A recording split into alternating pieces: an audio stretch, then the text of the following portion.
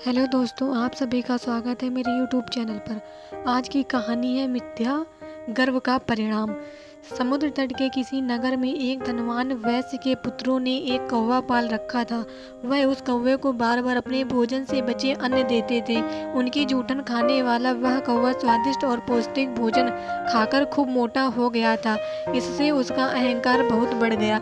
वह अपने से श्रेष्ठ पक्षियों को भी तुच्छ समझने और उनका अपमान करने लगा। एक दिन समुद्र तट पर कहीं से उड़ते हुए आकर कुछ हंस उतरे। वैश्य के पुत्र उन हंसों की प्रशंसा कर रहे थे। यह बात कौवे से सही नहीं गई। वह उन हंसों के पास गया और उसे उनमें जो सर्वश्रेष्ठ हंस प्रतीत हुआ उससे बोला, मैं तुम्हारे साथ प्रतियोगिता करके उड़ना चाहता हूँ।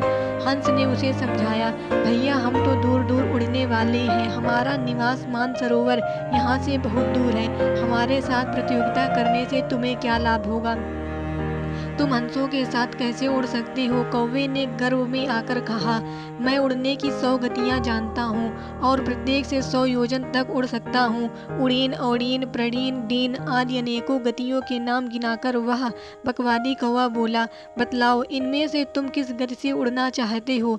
तब श्रेष्ठ हंस ने कहा, काक तुम तो बड़े निपुण हो, परंतु मैं तो एक ही गति जानता हूँ जिसे सब पक्षी जानते हैं।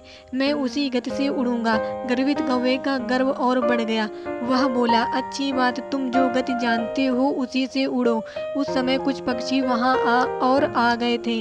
उनके सामने ही हंस और कौवे दोनों समुद्र की ओर उड़े। समुद्र के ऊपर आकाश में वह कौवा नाना प्रकार की कलाबाजियां दिखाता पूरी शक्ति से उड़ा और हंस से कुछ आगे निकल गया।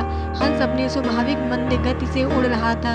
यह देखकर दूसरे कौवे प्रसन्नता प्रकट करने लगे, लेकिन थोड़ी देर में ही कौवे के पंख थकने लगे। वह विश्राम के लिए इधर उधर वृक्ष युक्त द्वीपों की खोज करने लगा, परंतु उसे उस अनंत सागर के अतिरिक्त कुछ दिख नहीं पड़ता था। इतने समय में हंस उड़ता हुआ उससे आगे निकल गया था। कौवे की गति मंद हो गई।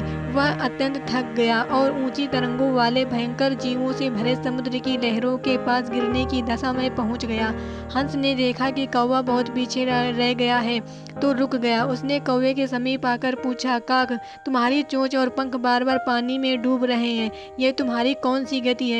हंस की व्यंग भरी बात सुनकर कौवा बड़ी दीनता से बोला, हंस हम कौवे केवल काँव काँव करना जानते हैं, हमें भला दूर तक उड़ना क्या आएगा? मुझे अपनी मूर्खता का दंड मिल गया। कृपया करके अब मेरे प्राण बचा लो। जल से भीगे अचेत और अधमरे कौवे पर हंस को दया आ गई।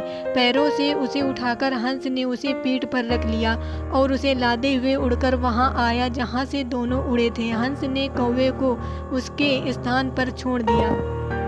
धन्यवाद दोस्तों। मेरी यह कहानी आप लोगों को अच्छी लगी हो तो लाइक, कमेंट, शेयर जरूर करें और मेरे चैनल को सब्सक्राइब करें।